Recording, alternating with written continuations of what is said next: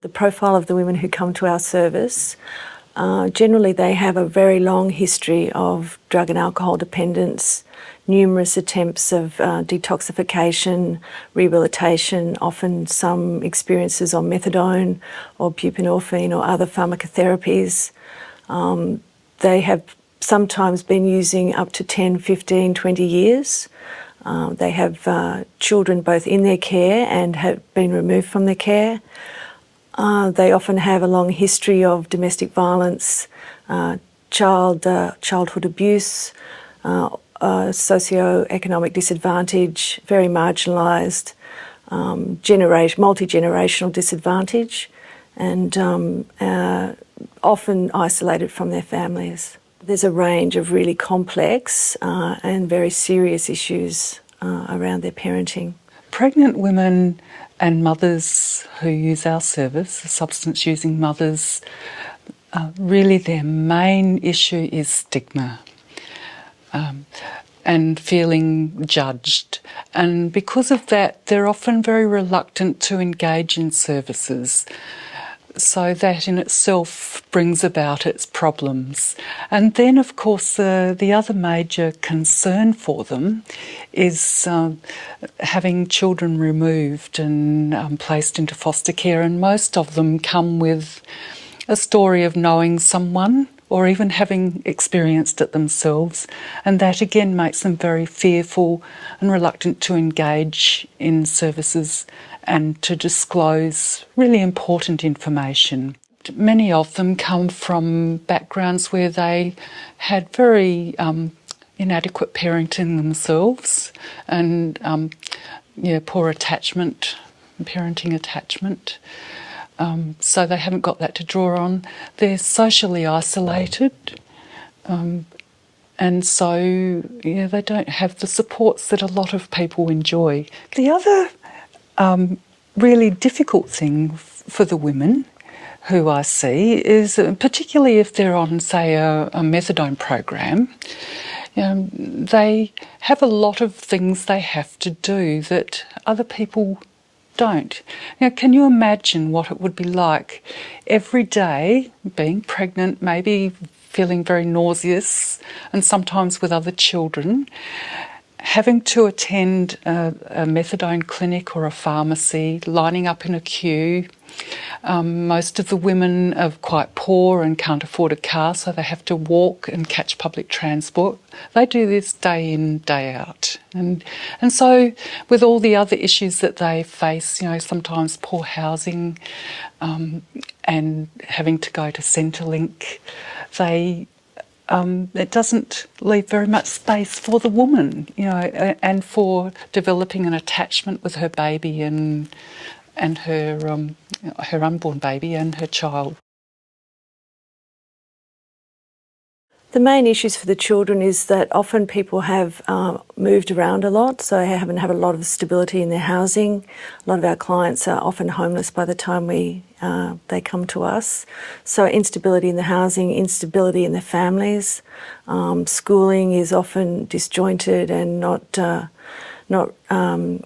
routinised. Sometimes there's nutritional issues as well. Often they don't have much to do with one of the parents, usually the father.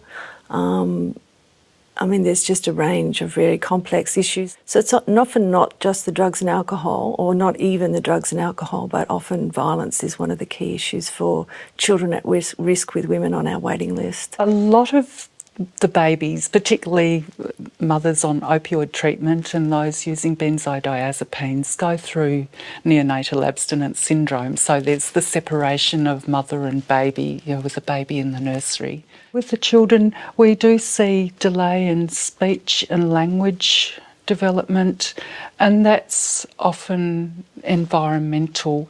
Some of the women have very low levels of literacy, and so things that many people do, like reading to their children, it's very difficult if you've got a low level of literacy. And we often find too that the babies don't get out of the pram very much. It's because they're walking everywhere, they've got no transport, so they're not stimulated. And sometimes the problems aren't really noticed until the child's at school, because, again, due to stigma, the mothers are reluctant to go to child and family health services, early childhood centres. They drop off very quickly, and so the developmental checks are missed out, and it's often not until the child's at school that they pick up the deficits. The children are more likely to experience neglect than other members of the community, other children in the community. But I must say that many of the women I see make absolutely wonderful mothers. They're very protective and nurturing. So there are women who, just are brilliant with their mothering. If I think a child is at risk, either an unborn or existing children, I will talk to the women about it. And one of the things that I do with the women I see when they're pregnant is get them to draw up a list. I get them to write 2 columns. On one side, what they see as their positive strengths that they bring to this pregnancy and in relation to parenting, and on the other side, the risk factors. I get them to fill that out, and then I bring out my list and we go through it and share notes, and then I get them to work out with me a strategy for addressing the risk factors. And that often involves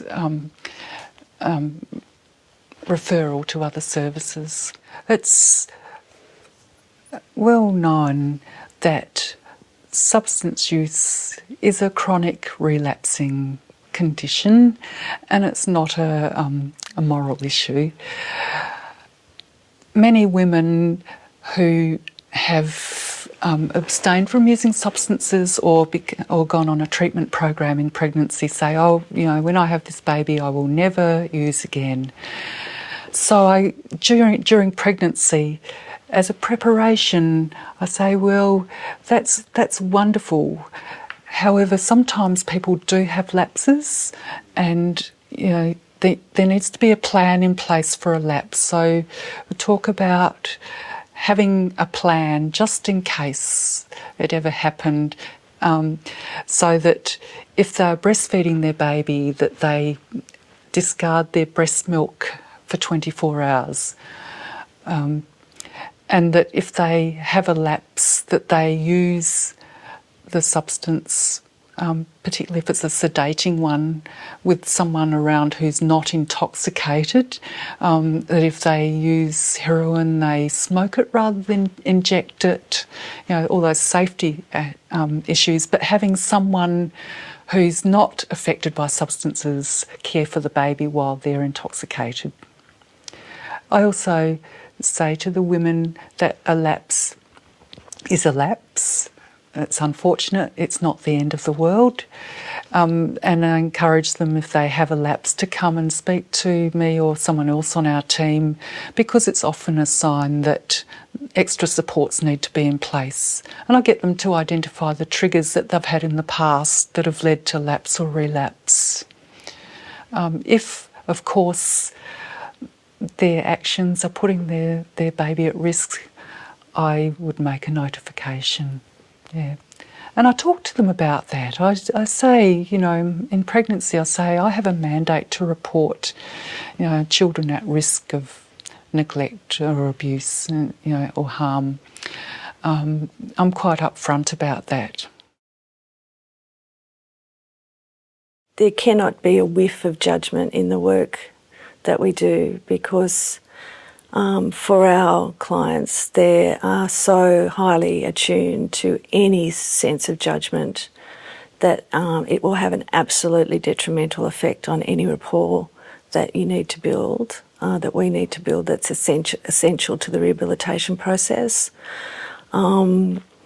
All of the parenting behaviour needs to be interpreted in the context of these women's lives, and so we really need to be not black and white in our thinking, but very grey in our understanding of people's behaviour and interpreting issues of parenting. You need to be open, really, really open-minded, not have any sense of self-righteousness, be open to admitting when you're not coping very well and that you need some additional support. And a good team of people around you. I have incredibly realistic expectations. I expect that we'll have small wins with people, and if we have big wins, then that's an absolute bonus. I get encouraged by people's courage to even show up in rehab after, so many attempts and so many issues and so many children removed from their care, and they're still having a go. So it's just, I find inspiration from a whole range of things. And it's not just about people graduating and being abstinent. That's not all, that's ultimately, a success, but there's lots of other successes along the way. And some people are just not ready and they're just not going to make it. And that's the reality of it. And I get lots of support when I get distressed and disappointed about that. I sometimes encounter people who are prejudiced in my work regarding people who use substances and alcohol and other drugs in pregnancy and when they're parents. I tell myself inwardly that, remind myself that prejudice is often the result of ignorance and fear, and sometimes through past experience, perhaps I have come across professionals who have had a family member with an alcohol problem, and that feeds their prejudice. When people display prejudice, I don't argue with them. I find that is just counterproductive, and I will say something like, "You sound as though you're feeling uncomfortable about this woman and her substance use. Tell me about it." And that often brings out the issues. In terms of managing other people's prejudice about drug and alcohol dependent women who have children, it's a very pervasive issue, and I know that our clients feel the heavy weight of society's judgment on them when we meet them. I think the major thing that we do is try and educate people on understanding that these women just didn't wake up one day and decide to neglect their children because they could, that there's a whole lot of things that led up to this point in time. We talk about trying to educate people about the potency of the compulsion to use drugs and alcohol. Some of the issues around that are really important to understand, that people aren't necessarily choosing just to neglect their children or choosing to use drugs because they can. And I think just really showing that people can do well, and really, rehabilitation is something that does work for some women, and that they can go on to reparent themselves and their children in a really productive and healthy way. Continuity of care is really important for the women and their families, and having an identified person who's really their primary carer. I work with a fantastic multidisciplinary team, and without them my job would be so much harder. I think it's an area where you could easily burn out if you didn't have that wonderful team support. It's very effective working with the families I care for to work within a multidisciplinary team, because we all bring different insights and skills. We have our multidisciplinary meetings once a week. Once women reach 30 weeks, we have case planning meetings where we discuss the women's care and as a team, and we have a care plan that goes in the women's notes, and the women actually sign their care plan. I go through with them in their pregnancy, all their strengths, their housing issues, their need for antenatal and parenting education, which they often miss out on because they feel different, their contraceptive needs, All of those things are documented in their care plan, and the woman signs it so that postnatally we can address things like contraception. It's already been flagged.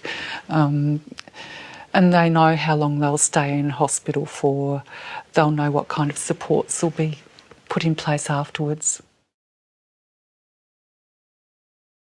In terms of protecting the children against relapse, I don't personally have the belief that just because someone's using drugs and alcohol that they're a bad parent. A lot of people do believe that because someone drinks or takes drugs that immediately transfers into their parenting. I'm not a proponent of that belief system. But I understand the pressures of abstinence versus relapse in terms of parenting, and what we try and do is keep people from not going down too far in their lapsing and affecting things like their relationships and their parenting. It is important in addressing the needs of women who use substances to acknowledge that even though they come from often quite impoverished backgrounds, they might have very chaotic lives, that they are women with incredible strengths and resources, and it's important to acknowledge that and to build on what they've got. And it might be 10 steps forward and 4 steps back, but need to acknowledge the very good work that the women do under very difficult circumstances.